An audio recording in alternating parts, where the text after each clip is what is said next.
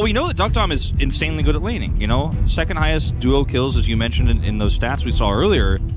And that's where, you know, Duckdom's bread is buttered, is in the lane. Getting those early kills, then leading that into turret plates in the bottom lane, and then sometimes even turret plates in the top lane. Tristana a little bit less almost so. impossible, right? The peel, again, we kind of saw this in our first series where, you know, Gragas can actually peel really nicely if you get really tanky from Doran. And the team fights as we are heading back onto the Rift here. Peanut. This is here. Really crazy fight over this Scuttle Crab at this point in time. It's level 6 to 5 in terms of the junglers. But as you mentioned, all the support's coming up here, and we have, okay, a forced fight trying to get on top of Rich. He will try to flash away. In goes Kellen, trying to create a ruckus on the backside. Gets a nice 3-man knockup, and that is a huge sweep coming in from the side of Bay. And nobody on the side of Bro is able to get even a single kill. They're not even anywhere close, you know? They're not able to get in there and do that damage. The Emperor's Divide, the ward being cleared, so they don't have to come over here. Well, do they? That's the question. They're actually, the bot lane is going to push the turret instead. Looks like they're just going to give this up, which they did not, because as you mentioned, Peanut wasn't close enough, but it's been simple otherwise. Here we go. All right, looking for the now. proactive play this time around. He flashes over the choppers. Kellen's actually taking a lot of damage from that turret. It takes them so long to kill that guy.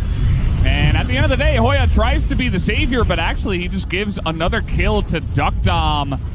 And at this point, there's not really much that Bro can do to stop this, just because, you know, they're pretty pushed in the bottom lane, in the mid lane as well. So you have no prio over this objective, and that one will go over to Gnome.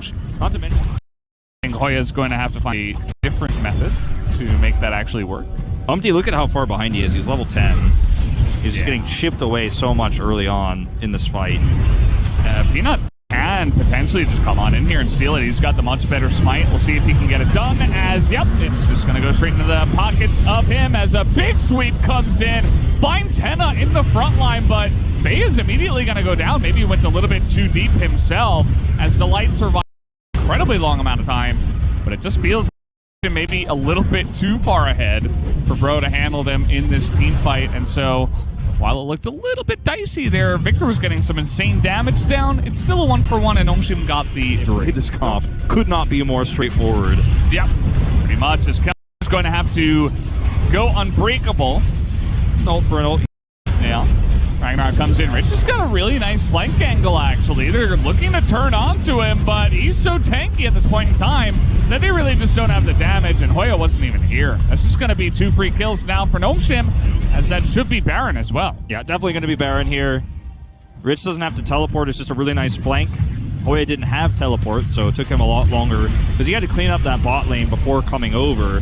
They also have that control ward next to the wolf pit, so I think that's where they spotted how far away Hoya was.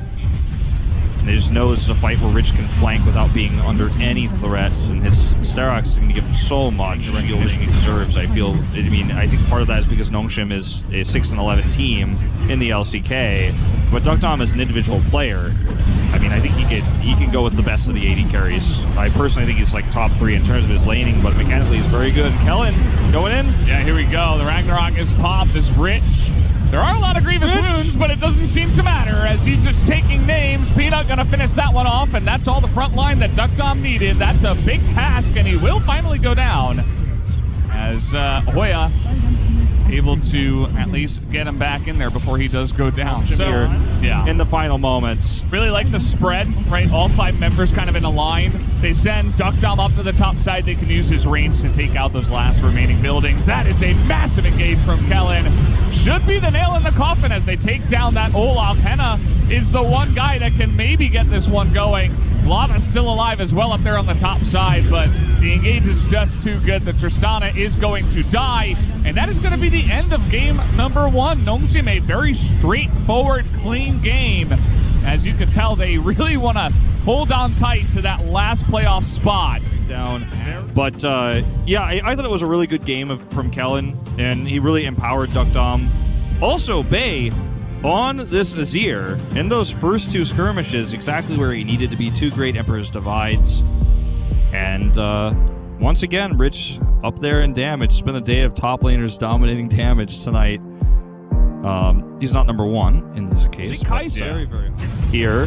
And this means we might just see, You know, even a Tristana works here. The Xayah, more traditional response. Don't know about this Kalista pick, though, in a very front-to-back team fight-oriented composition with Graves on Peanut. You don't have a lot of range with this one. Yeah, I'd even rather like the Draven more. And you know, it makes the early game for Kai'Sa not very fun, as does Tristana at many points in the laning phase. So Tristana is the very obvious choice that you're expecting here. Well, we'll have to wait and see how this early game does go before we call anything here, as we are going to hop onto the Rift, game number 2. This time Fred Brion on blue commentator at the moment. So that's just the word for production. Yeah, but it's great because not a lot of documentaries have happened at night. By the way, it looks like it's nighttime over here. Peanut going to sneak out and snatch that away. Speaking of which, he's not going to have it here for a few seconds, but he will have it when they decide to come and contest. I don't think he should fight this. Nope. Okay, threw up an emote, though. Mark ping instantly as soon as he backed from Hoya. This is actually enough damage. Wow. There you go. The Gale Force gets the assist to Peanut, and that's just a straight-up kill. Peanut is significantly ahead. Kellen. Oh, that's a really nice alley-oop. It's like, okay, let's force Henna to use this ultimate. We're going to have a ton of damage come out here from Duckdom.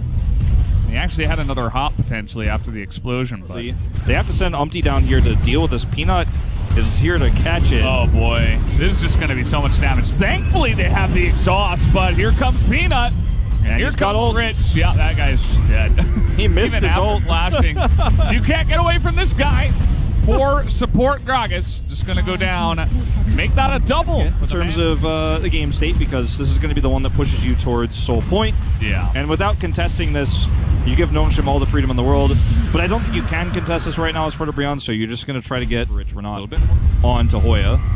This is pretty interesting. That's a lot of damage that comes through on the ultimate, and Meganar's about to be hit, but here comes Peanut, as he does have some insane damage himself, and he just pops him like a balloon. First track on the mid lane, but at least Hoya is there. And Nongshim are kind of wrapping around. So now this is going to give an interesting flank path for Kellen. You can see he's trying to check for any other wards that might see him. He's not actually going to commit to it, as it looks like we're just heading into what should be a straight-up fight. First one of the game, 5v5. Yeah, a lot of damage being done here. Onto this dragon, looking to deny Peanut to get into that one, as that is a nice Gnar ultimate, but the damage is not quite there. Nice sleep to come out onto Peanut, though. They should take that dragon down, but they do not. And in the front line, Umpty just dies after his Zonya's lava is going to follow up with the death. And this is just going to be that. That's going to be the Mounted Soul over to the side of Nongshim on top of the 2 kills. And it'll be Baron as well. Valdez, they're going to walk right down the red carpet over to the Baron. And as Delight is like, don't blame me. What are you checking this for? Yeah, this is not where you want to be. Peanut, the jungler, while the Baron is being taken, is here just taking names instead. And he can do that, just because that's the position we're in this game. I think it was reasonably assumed the Baron was being done, but he decides to take a little peek. Too bad he didn't have binoculars to check from long distance. Yeah, they should sell that as an item. Oh wait, they do. Blue Trinket. Umpty is going to get this nice leap down. Peanut not going to overstep his bound. They should be able to buy themselves a spot into the playoffs in this manner. As Peanut is on the hunt. Yeah, no Zonias here. Peanut does have collateral damage. Oh boy. There it is. He's literally hunting. He's just going to catch this wave and pull it in.